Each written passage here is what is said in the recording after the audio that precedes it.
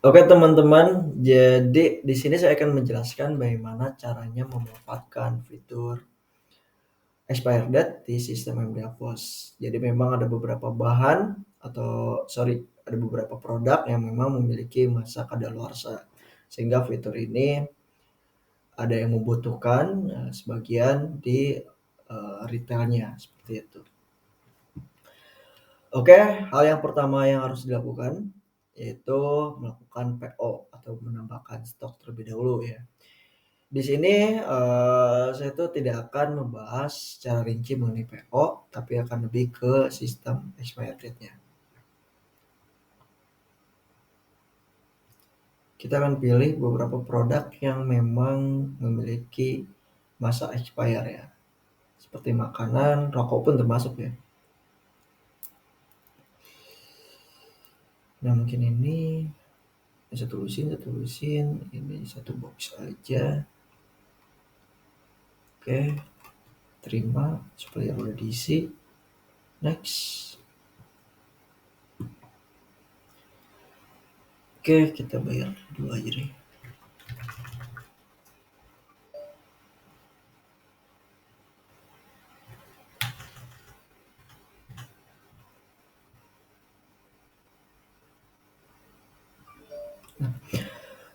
Next, lalu setelah kita bayar, kita asumsikan aja di sini status penerimaannya sudah diterima. Ya artinya baik itu dari supplier delivery ke kita atau kita mengambil produknya di pasar, ya intinya kita udah nerima produk yang kita belanjakan tersebut ya. Dan kita udah bisa ngelihat kemasan dari produk yang kita beli atau kita terima gitu. Dan setelah itu kita masuk ke bagian edit data. Jadi klik action, lalu klik edit data. Nah, di halaman ini kita bisa ngelihat dua form, yaitu tanggal expire sama nomor batch ya. Nah, kita abaikan dulu yang nomor batch ini, tapi kita akan fokus ke tanggal expire. Nah, untuk pengisian tanggal expire ini sendiri itu kita harus mengisinya itu tanggal hari ini atau tanggal yang akan datang. Jadi kalau misal tanggal yang sebelumnya seperti tanggal 4 itu dia tidak akan bisa terisi dan otomatis akan kosong kembali. Berbeda kalau misal kita isinya tanggal 5 atau tanggal hari ini itu dia bisa, atau tanggal yang akan datang. Nih, kalau yang tanggal yang akan datang itu otomatis bisa terisi. Lalu kita simpan. Sama satu lagi, ini kalau misalnya udah disimpannya, ini gak bakal bisa diedit lagi. Jadi pasca input tanggal expire itu harus ekstra teliti ya, agar tidak ada miss data yang salah seperti itu. Sebenarnya ada fitur untuk editnya, cuma nanti kita bahas di lain sisi. Setelah itu kita akan lihat ke bagian laporan detail. Di sini ada laporan detail PO atau pembelian. Nah, di sini kita sudah bisa ngelihat laporan detail produk apa aja sih yang barusan kita terima stoknya itu, atau kita terima lah gitu ya ke toko kita. Nah, di sini ada tanggal expire. Jadi kita bisa ngelihat ya, kalau untuk tanggal expire-nya yang kita isi tanggal hari ini, itu dia otomatis ada action claim expire. Berbeda kalau misal tanggal yang akan datang, misal tanggal 6 ya di sini. Itu dia tanggal expire-nya nggak ada di bagian sini. Nah, kalau misalnya ada pertanyaan, kenapa sih nggak dibuat expire-nya itu tanggal yang akan datang aja? Kenapa tanggal hari ini pun masih bisa tetap input? Well, itu karena ada beberapa bagian produk juga, kalau misalnya expire-nya itu ketika kita PO hari ini ke pasar, dan hari ini pun dia bisa expire. Jadi kalau misal nggak habis hari ini stoknya, dia akan bisa expire gitu ya. Makanya tanggal expire ini bisa di input tanggal hari ini atau tanggal yang akan datang, seperti itu. Lalu oh ya di sini kan kita bisa ngelihat ya KTPO-nya berapa yang kita terima ya kuantitinya, lalu kita return, lalu ada kita terjual, perapihan, auto stock of name ya pengurangan, ada juga di sini transfer, expire. Nah, jadi kalau misalnya di sini ada quantity yang udah terjual atau yang udah tertransfer lah gitu ya ke cabang lain, itu otomatis ketika kita klik claim expire, dia gak bakal nge-claim expire yang 12 ini. Dia hanya akan nge-claim expire sisa dari yang udah kita bagikan. Jadi kalaupun nanti udah kejual, itu pun gak bakal masuk ke tanggal expire atau ke data expire ya. Oke, kita langsung simulasikan aja ya. Sambil kita ngelihat ke laporan stok produk. Di sini apa namanya? Pillows-Big ya.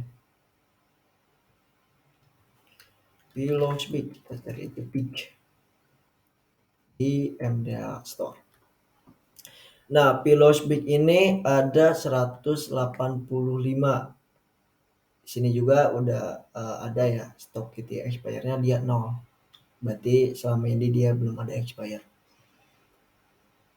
Nah, 165 kalau misalnya kita klaim yang di sini, berarti harusnya kan dia 165 ini dia ada pengurangan lah gitu.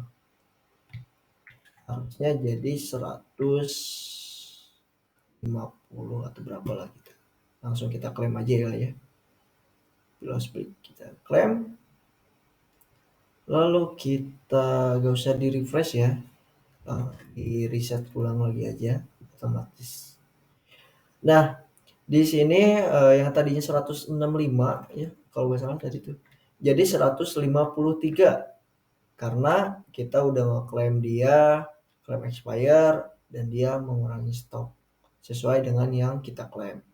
Dan kalau misalnya kita lihat di sini yang tadinya 0, stok expire-nya itu sudah terisi jadi 12. Kayak gitu ya. Nah, kalau ini kan kalau kita klik expire itu dia otomatis langsung 12-nya. Nih 12-nya jadi expire. Tapi kalau berbeda kalau misalnya si stok ini udah ada yang kejual. Misal kejual 5, terus kita baru klik claim expire. Nah, berarti yang nanti masuk ke expire-nya itu hanya 7 gitu. Jadi udah ngefilter otomatis nih yang udah kejual berapa gitu. Jadi walaupun nanti yang sisanya 1 stok yang belum kepake terus diklik claim expire berarti ya yang cuma 1 stok aja yang masuk ke daftar expire quantity gitu. Jadi aman lah untuk keakurasian data stok antara stok masuk, stok keluar sama expire-nya itu gitu. Itu kita langsung coba aja lah. Di sini kita buat produk baru aja. Misal nama produknya adalah apa ya? Pisang lah ya. Pisang. SKU bisa di-generate atau bisa kalau misalnya punya manajemen SKU-nya sendiri ya langsung aja input. Di sini makanan brandnya ya ini gak usah, kita pakai single dulu aja. Harga modal semisal keripik pisang itu modalnya 2.000. Harga jualnya itu secara umum caranya 4.000. Kalau misalnya kita harga jual sih jadi 3.500. Ini unit cheese rak ini opsional. Sebenarnya ini untuk 3 ini atau 4 ini tuh opsional. Cuman kalau misalnya data laporannya pengen lengkap ya kayak gini nih kelihatan nih. Dia ada berapa lusin lagi, ada berapa dus lagi, itu isi aja di bagian sininya. Cuman kalau misalnya nggak terlalu butuh juga nggak apa-apa gitu. Kita simpan. Kamera gue mati. Nah, lalu kita langsung tambah PO aja ya. Barusan keripik pisang.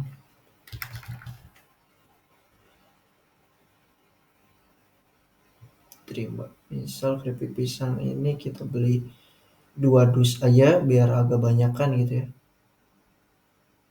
Simpan. Lalu kita edit.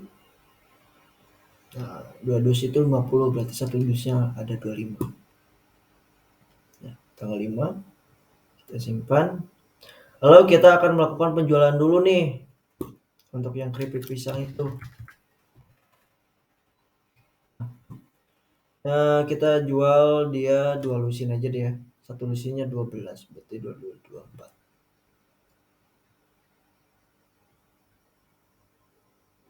Nah, lalu kita ke bagian daftar laporan lagi nih.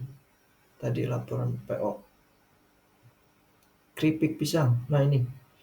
Nah, di sini udah langsung kelihatan nih, kita yang udah terjual tuh barusan berapa? 24. Berarti kalau misalnya kita expire-in, itu yang ke-expire-in berarti 26 ya kan? Kita sambil buka aja di sini. Keripik, keripik. Nah, keripik pisang untuk MDA Store. Tersisa 26.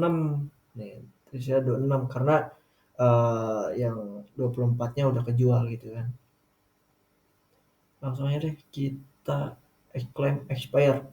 Nah, ketika kita klik claim expire, nah yang ke expirein cuma 26, enggak sampai 50-50-annya. Karena 50 ya udah kejual gitu ya. Ya masa bodoh gitu mau expire sama penggunanya gitu. Terus apa ya? Kita klik. Nah, di sini stok terjual, terus di sini udah 0 ya. Yang tadinya ada 26 lagi. Lalu kalau kita klik di sini stok kita ya expire 26. Nah, jadi itu tadi untuk penggunaan atau manfaat dari expire. Jadi expire ini ketika kita belanja langsung dipilih aja tanggal expire-nya, walaupun nanti dia udah kejual baru kita klik claim expire. Itu yang ke claim expire itu hanya stok sisa dari awal kita PO aja gitu. Intinya aman untuk keakurasian data ya.